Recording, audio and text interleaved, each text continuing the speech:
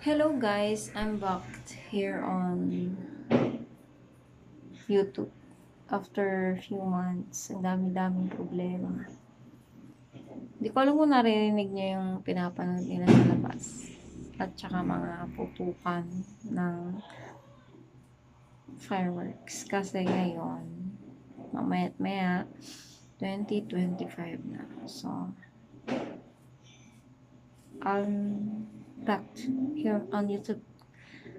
At hopefully, papagawa ko na yung isang phone pag meron na yung paycheck.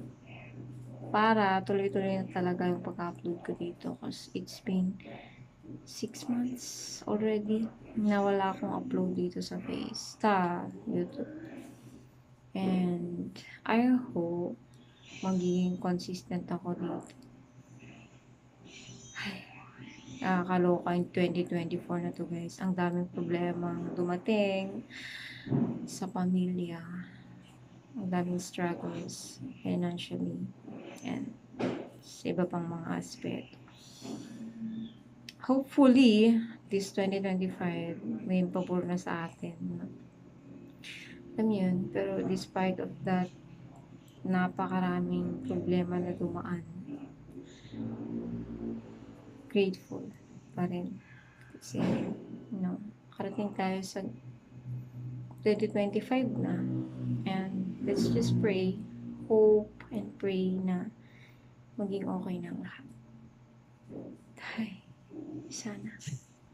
Kasi, napakabigat ng 2024, guys. As in, yung pagbabalik ko dito sa San Fernando para mag-work again after, 1 year ko din, na almost 1 year ko din sa bahay. Nag-try sa ibang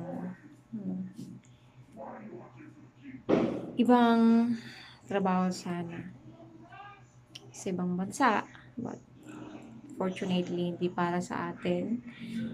And doon naubos yung aking pinaghirapan na ipon.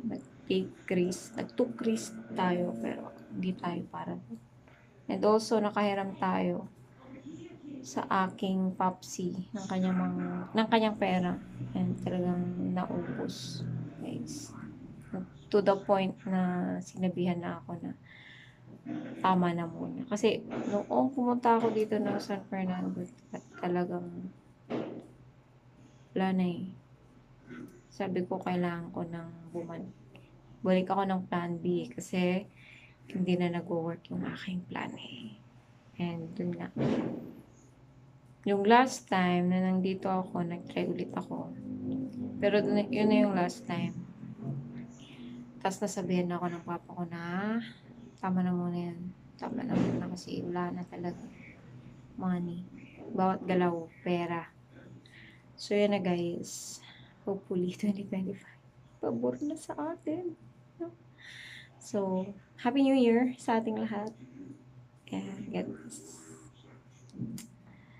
Continue to support my vlog, Bye!